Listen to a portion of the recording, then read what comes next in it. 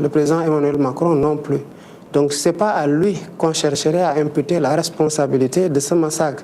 Ce qu'il faut saluer, c'est qu'il ait fait un pas de plus par rapport à ses prédécesseurs en reconnaissant déjà que c'était un massacre. Maintenant, sur le plan de la collaboration sur l'accès des archives, il y a des efforts à faire et je pense que les partenaires français seront encore plus ouverts et plus transparents. Est-ce que, au-delà de ça, une fois que la vérité historique sera établie, est-ce que vous pensez que la France devra s'excuser, voire offrir des compensations?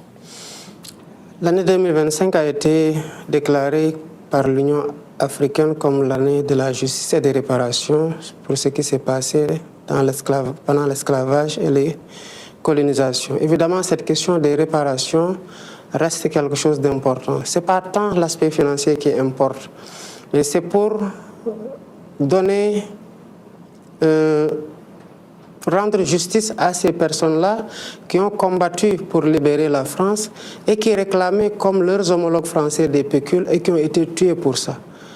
Même si cela doit être le franc symbolique, cette réparation-là doit être faite. Et des excuses? Les excuses sont importantes parce que d'autres pays l'ont fait pour des tragédies de moindre violence et de moins importantes et cela contribue à nous apaiser, nous, descendants de ces tirailleurs, et à apaiser la relation entre le Sénégal, la France et plus généralement entre la France et ses ex-colonies parce que les tirailleurs sont appelés sénégalais mais ils venaient de toutes les colonies.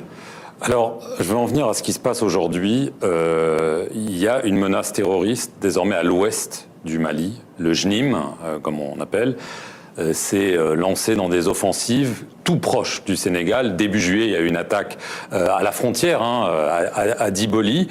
Le JNIM envoie des messages disant si le Sénégal collabore avec le Mali, le Burkina Faso dans la lutte antiterroriste, nous allons frapper le Sénégal.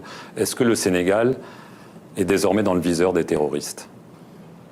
Je ne saurais le dire. Ce que je sais, c'est que la menace terroriste, elle n'est pas simplement qu'à l'ouest du Mali ou à l'est du Sénégal.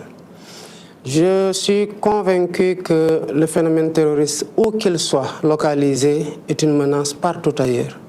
Je pense que vous l'avez bien vécu avec des événements douloureux en France pour des personnes qui ne sont pas forcément endoctrinées dans le pays où l'acte a été commis.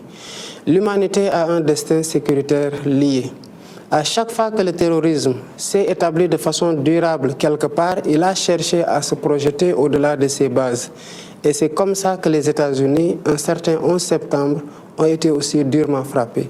Donc tous les pays sont concernés par ce qui se passe au Mali et ailleurs tant que ça porte sur le terrorisme. Je pense que